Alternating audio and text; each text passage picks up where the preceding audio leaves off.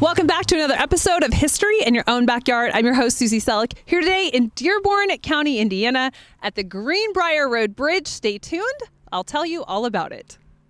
This one-lane concrete arch bridge spanning a branch of the West Fork of Tanner's Creek, built in 1910, at one time saw up to 300 vehicles a day on Collier Ridge Road.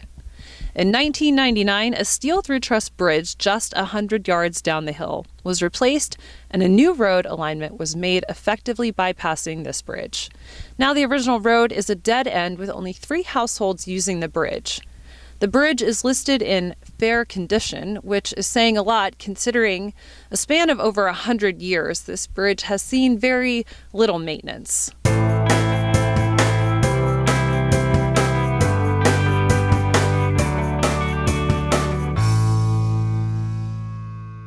Thank you for watching another episode of History in Your Own Backyard. I am your host, Susie Selleck, here today in Dearborn County, Indiana, on this beautiful early December day here at the Greenbriar Road Bridge.